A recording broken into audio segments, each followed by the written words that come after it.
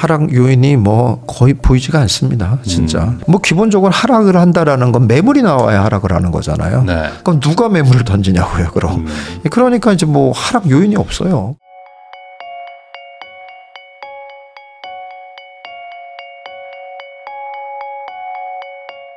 김사부님하고 이야기 나누고 있는데요. 그러면은 내년 어쨌든 지금 예측도 좀 해봐야 되는데 연말이니까 뭐 상반기 정도로 보면은 약간 조용하다가 한 또 설날쯤부터 또 시작하는 건가요? 뭐 항상 거의 뭐 네. 비슷하게 사이클이 네. 비슷하게 가고 있어요. 지금 그러고 보니까. 네. 그리고 지난해도 2월인데 맞아요. 작년에도 2월, 올해도 2월. 네. 2월이 아주 항상 다 맨 마지막 선이었어요. 그리고 네. 3월부터 다시 반등 이런 식이었거든요. 근데 올해도 비슷하게 갈 가능성이 높아요. 지금 마침 지금 10월이잖아요. 네. 11월, 12월, 1월 네. 조정받고 2월부터 조금 슬슬 이러다가 3월부터 다시 시작. 이 가능성이 굉장히 커요. 이럴 네. 가능성이. 그래서 야 이거 너무 사이클이 너무 비슷하게 가는데 뭐 진짜 완전히 짜맞춘 것처럼. 근데 그렇게 갈 가능성이 올해도 있지 않을까 이렇게 보여집니다. 그러니까 항상 네. 보면은 다 그 8, 9월쯤 또 한번 올라가서 뭐 네. 대출 규제 나오고 네. 그다음에 세금 규제 12월에 나오고 네. 1, 2월 조용했다가 올라가고 네. 이거 계속 반복인데 계속 지금 3년째 반복. 그럼 3년째 반복하는 거예요. 이렇게 되는 이유는 뭐라고 보세요? 거꾸로 이렇게 계속 되는 이유는? 글쎄요. 그러니까 저는 사실 그거를 조금 이제 냅두면 사실 시장에 좀 냅두는 게 아니라 조금 좀 더 적극적으로 하면은 저는 항상 그런 걸 주장합니다만은 다른 부분들을 갖다가 좀 손봐야 될 부분들이 많아요. 부동산에서는 사실 이런. 네. 근데 그런 부분들을 손볼 생각 그러니까 제가 제일 얘기하는 대표적으로는 빌라 오피스텔 같은 거 네. 이런 부분들을 좀 손봐야 되거든요. 그래서 수요를 빌라나 오피스텔 쪽으로 좀 갈 수 있도록 해줘야 되거든요. 근데 그런 거에 대해서는 전혀 신경을 안 쓰고 자꾸 그냥 수요를 억제하려고만 자꾸 생각을 하니까 그러니까 이제 자꾸 문제가 생기거든요. 그러니까 이제 그런 식의 발상들을 하는 건지 그게 이제 너무 정치적인 거와 연관돼 있어서 그런 거지 그런 게 좀 굉장히 답답해요, 사실은 저는. 그래서 뭐 이제 뭐 빌라 오피스텔 같은 거 예를 들자면은 빌라 오피스텔 같은 거는 과감하게 취득세에서 빼줘야 돼요, 진짜. 그리고 빌라 오피스텔 같은 것들을 사람들이 이제 선호하지 않는 게 전세 사기 때문에 그러는 거잖아요. 그러니까 네. 전세 사기 안 당할 수 있도록 보험에 대한 부분을 갖다가 이제 보험을 이제 잘 들을 수 있도록 해줘가지고 전세 사기 안 당할 수 있도록 해주고 이렇게 하면 되거든요. 그래서 이제 가장 문제되는 게 다른 선진국도 사례도 봐도 다 그렇지만은 이 부동산은 기본적으로 민간 임대 부분을 갖다가 강화시켜야 됩니다. 사실은. 네. 그래야지 오히려 더 부동산이 활성화되고 경제가 잘 돌아가는 건데 우리나라는 지금 그런 개념을 자꾸 안 갖잖아요. 민간이 부동산을 가지고 임대하는 시장을 굉장히 나쁘게 보잖아요. 그러니까 오직 부동산은 임대 같은 거 하지 말고 네 집에서 네가 살아라 이걸 자꾸 하려고 그러잖아요. 근데 사실 전 세계에서 그런 나라는 없어요. 그리고 정부에서 다 민간이 관리하는 나라도 없고요. 그러니까 그런 거를 민간이 관리할 수 있도록 만들어주는데 그런 민간이 관리할 수 있는 거에는 아파트를 하면 자꾸 아파트값 올라간다고 그러면 아니 최소한 빌라 오피스텔 쪽으로 몰아갈 수 있는 이런 상황으로도 만들어줄 수 있거든요. 그러면 수요가 그쪽으로라도 좀 분산될 수 있고 이럴 수 있는 여지가 있는데 그런 거에 대한 노력은 전혀 하지를 않으니까 그러면서 자꾸 되지도 않는 공급한다 이런 얘기만 하고 있으니까 공급은 안 되고 이게 되냐고요. 그러니까 그런 부분들이 좀 답답하게 느껴집니다. 저는. 지금 아파트도 공급이 안 되지만 빌라도 뭐 신축을 거의 못 하고 있는 상황이 몇 년째 되고 있고 오피스텔도 지금 요즘에 분양한다는 데들이 뭐 거의 없거든요. 거의 다 뭐 죽쓰고 있죠. 그러니까 이런 상황에서 그쪽을 좀 약간 활성화 대책이 나올 법도 한데 이 부분에 그렇죠. 대해서는 지금 정부에서도 별 생각은 없는 것 같아요. 그러니까요. 당장. 그게 문제라는 거예요. 그러니까 이제 발상에 좀 전환을 하고 경제적인 부분만 생각한다면 사실은 쉽게 생각하면 이런 생각을 하면 되거든요. 좋은 부동산은 진짜 그러니까 조금 좀 극단적으로 얘기해 볼게요. 좋은 부동산은 그래 하나씩만 가져. 좀 안 좋은 부동산은 민간 임대사업자가 가져가. 그래서 그 임대사업자가 안 좋은 부동산이니까 그 임대사업자가 그러니까 그거 가지고 임대사업을 해. 이런 식으로 유도를 해줄 필요가 좀 있거든요.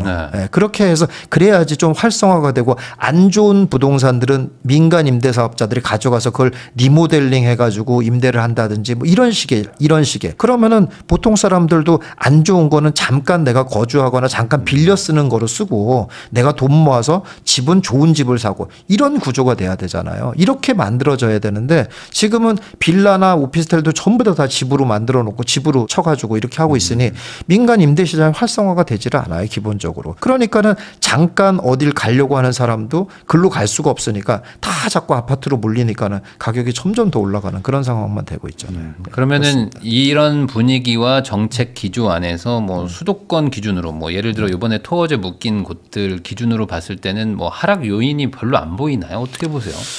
그렇죠. 하락 요인이 뭐 거의 보이지가 않습니다. 진짜. 뭐 기본적으로 하락을 한다라는 건 매물이 나와야 하락을 하는 거잖아요. 네. 매물을 던질 사람이 있어야 말이죠. 아니 매물을 던지고 자기는 어디 가요? 다 토호제로 묶여 있는데 자기도 어디 가서 살아야 될 거 아니에요. 매물 던지고 어디로 가요? 그런가 하면은 뭐 예를 들어 전세를 끼고 있는 사람이 만약에 매물을 던졌다고 하면은 매물을 그렇게 던지고 자기는 어디 딴 데 살고 있었다고 해봐요. 그럼 만약에 던지고 그러면 자기도 거주는 못하고 뭐 전세 끼고 뭘 사야 되잖아요. 그것도 다 못하는 거잖아요. 네. 그럼 누가 매물을 던지냐고요, 그럼.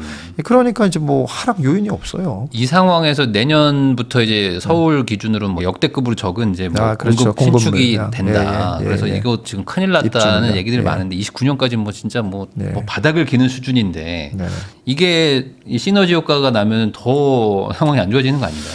그렇죠. 예, 그런 상황이죠. 그러니까 이제 더 걱정이 된다는 거예요. 그래서 문재인 시즌2다라고 자꾸 얘기하는 게 그 상황이나 뭐 다를 게 없이 자꾸 공급에 대한 노력들, 그리고 아까도 제가 말씀드린 당장 공급을 못 할 거면은 그런 빌라 오피스텔이라도 활성화해 주는 방법이라든지 이런 생각들을 해야 되는데 그런 생각들은 전혀 안 하고 계속 수요 억제만 하는 정책을 하게 되면 어떤 부작용이 발생하는지 이미 다 사례가 다 있잖아요. 네. 그런 사례가 있는데도 또 어쨌든 당장은 하여간 뭐 사람들로 하여간 집을 못 사게 한다. 뭐 이런 효과만을 바라보고 계속 이런 정책을 한다는 거는 걱정이 많이 됩니다. 그러면 신규 공급이 급감하는 상황에서 거래를 제한을 시키면 가격의 왜곡 그리고 이제 가격의 왜곡도 상승 왜곡이 많이 일어날 요인이 커지는 거잖아요. 그렇죠. 그러면은 이런 게 소위 말하는 또 급등장 뭐 이런 식으로 갈 확률도 높을까요, 내년에? 아니면 그 정도까지는 아니고 그냥 뭐 천천히 올라갈 것이다. 거래 자체가 안 되니까. 이렇게 봐야 될까요? 저는 사실은 이런 얘기는 잘 안 하려고 그랬는데요. 사실은 정부가 이번 재택을 통해서 강세장을 앞당겼다고 봅니다. 사실 가만 냅뒀으면 강세장이 올 판이 아니었는데 정부가 이런 정책을 하는 바람에 강세장을 당겨온 그런 상황이 만들어질 가능성이 굉장히 높다 이렇게 보여집니다. 다시 말해서 그럼 강세장이라는 건 뭘 의미하냐? 결국은 대중이 참여하는 거란 말이죠. 네. 그런데 여태까지는 가만 냅두면 대중이 참여를 안 해요. 그냥 일부가 참여하는 거죠. 일부가 다 뭐 어디 살 거야 막 이러면서 참여를 하는 걸 뿐이지 대중들은 참여를 하지 않는다고요. 그런 상황이었는데 이제 대중마저도 참여하게 만드는, 다시 말해서 대중마저도 깨어나게 만드는 거예요. 대중마저도 부동산 내가 관심 안 가지면 큰일 나게 생겼네 라고 만들게 된다는 거죠. 왜냐하면 전세가가 너무 올라서.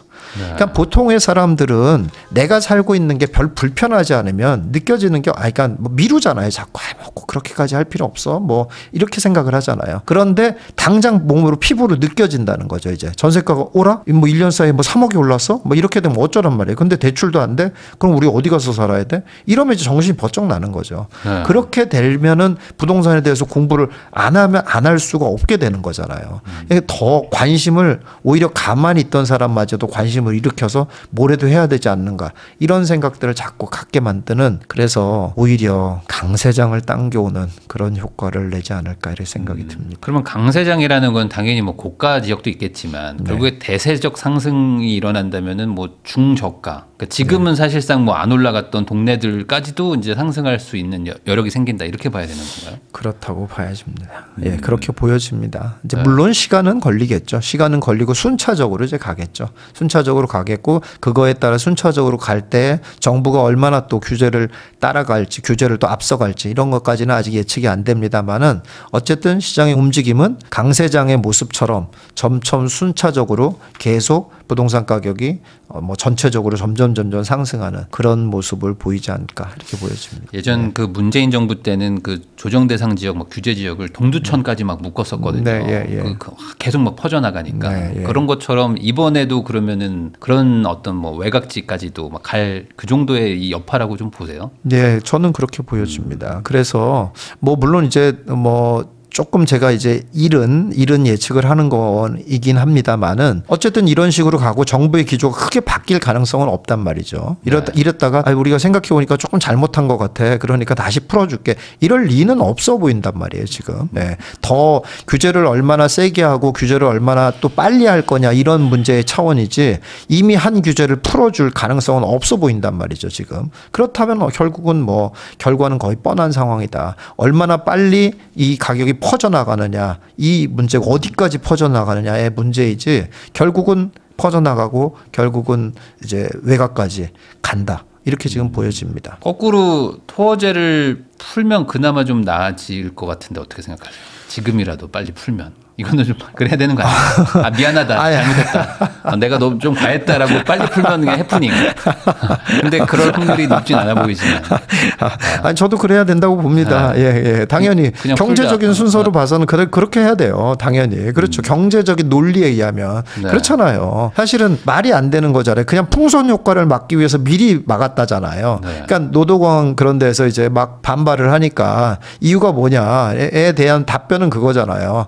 미리 우리가 과거의 사례를 봐라. 우리가 어차피 막으면 계속 가니까 선제적으로 막은 거다 이거였잖아요.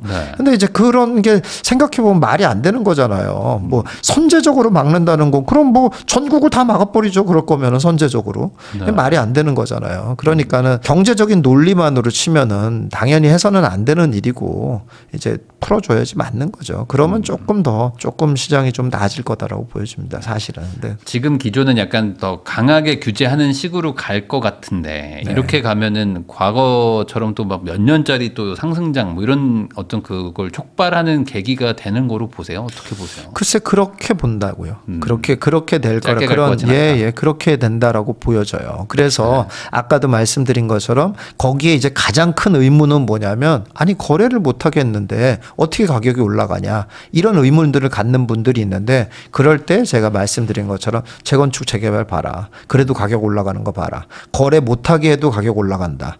한두 개만 거래가 돼도 가격이 올라간다. 이제 그런 거죠. 그런 특수한 사례만으로 거래가 돼도 가격이 올라간다. 이게 왜곡이거든요 사실은. 왜곡인데도 어쨌든 그래도 가격이 올라간다. 그러니까 그런 일들이 벌어지게 된다 이거죠. 내가 어쨌든 사는 것까지는 못 말릴 거 아니에요. 내가 살기 위해서 집을 산다. 이것도 말리지는 않을 거예요. 거주 이전의 자유도 있고 사유재산의 자유도 있는데 그것까지 말릴 수는 없잖아요.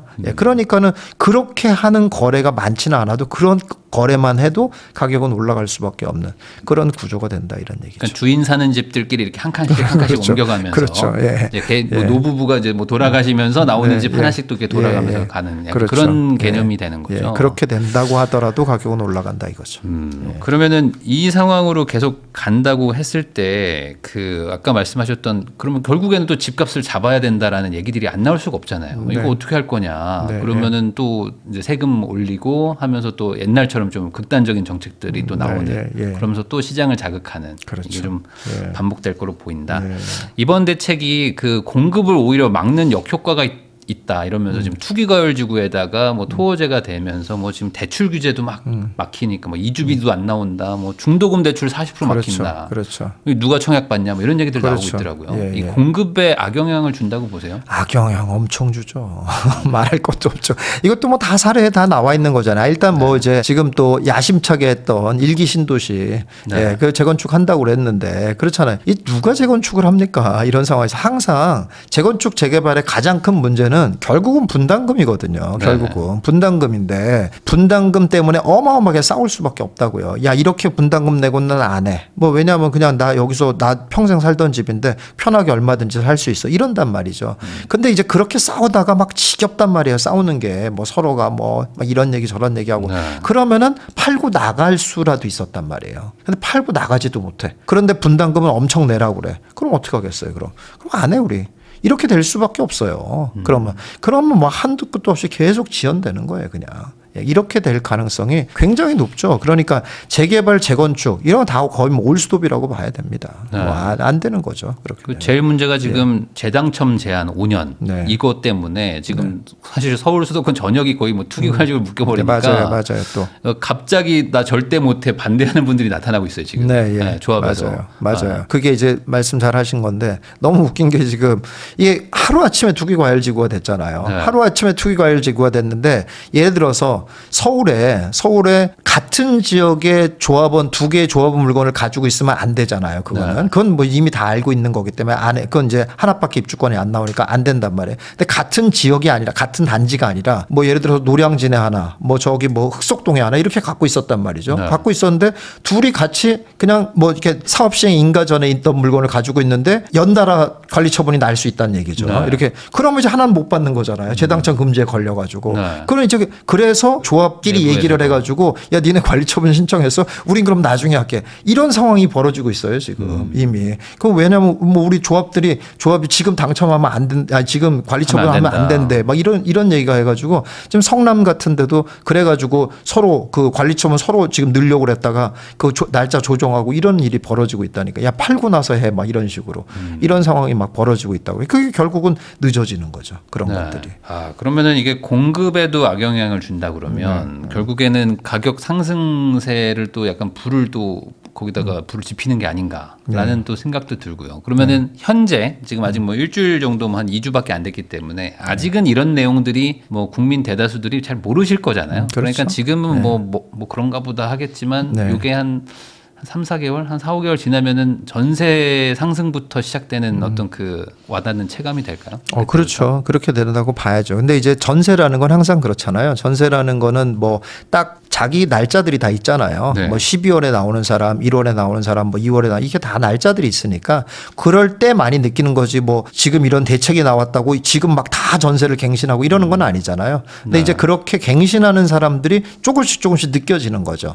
그러니까 이제 막 한꺼번에 모든 사람들이 다 야 큰일 났다 이렇게 느껴지는 건 아니죠. 근데 이제 점점 시장을 보면서 내가 전세 갱신하려고 보니까 큰일 났네 이제 갱신권도 쓸 수 없네 이런 식이 되면은 이제 문제가 이제 점점 그런 문제들이 점점 공감대가 더 커져갈 가능성이 굉장히 높죠. 이번에 사실 그 외지인들 투자를 막겠다라는 그런 내용도 좀 있었거든요. 그러다 보니까 이제 지방에서 소위 말하는 갭 투자를 해가지고 서울권 하나 가지고 있겠다라는 그 수요도 지금 차단한다고 토어제가 걸린 것도 있는데 그러면은 반대로 그런 지방에 계신 조금 돈 있는 분들이 그냥 자기 동네에 집을 살 가능성 이거에 대해서는 좀 어떻게 생각하십니까? 가능성이 있는데요. 지금 당장은 아닐 거라고 보여지고요. 그러니까 사실은 그게 이제 앞서 말한 이제 대세 상승의 모습이잖아요. 사실은 그게 이제 과거의 대세 상승을 보면 지방까지 싹 다 그냥 가격을 올리는. 그래서 이제 한때 그냥 뭐 1억짜리 아파트 찾으러 전국 방방곳곳을 돌아다니던 그런 투자단 이런 뭐 투자 유람단 뭐 이런 분들이 있었잖아요. 그런데 이제 그런 것들이 이제 왜곡 현상이라는 거거든요. 그렇게 해가지고 시장을 왜곡하고 그런 거로 인해서 큰 피해를 입은 사람들 이런 사람들이 이제 굉장히 많이 발생하게 된다는 거죠. 근데 이제 그런 상황까지 올지 안 할지는 잘 모르겠고 그런데 이제 지방까지도 가격은 올라갈 수 있는데 시간은 좀 걸릴 거다라고 보여져요. 근데 이제 뭐 얼마나 걸릴지는 아직 모르겠지만 결국 시간이 좀 걸리면서 결국 지방에 있는 좀 좋은 부동산부터 뭐 가격이 조금 올라가고 조금 매수가 이제 될 수 있는 그런 상황은 벌어질 수 있다고 보여집니다. 왜냐면 사실 지금 잘 한번 따져보면은 수도권에 집 사는 거랑 뭐 예를 들어 부산에 집 사는 거랑 이 대출부터 뭐 세금 조건이 너무 차이가 많이 나가지고 그렇죠. 사실 이제는 지방이 되게 유리한 구조가 되긴 했죠. 뭐 대출도 다 나오고 뭐 소득에 따라서 다 주고 그러다 보니까 이제 갈까라는 생각도 있는데 아직 그렇게 바로 가진 않을 것이다. 그렇죠. 그 부분은 조금 좀 더 좀 생각을 해봐야 될 것 같습니다. 그러니까 서울이 더 막 뜨거워지고 이제 막 돈이 절로 간다는 느낌이 날 때 그때 좀 될 거라는 그런 말씀이신 것 같아요.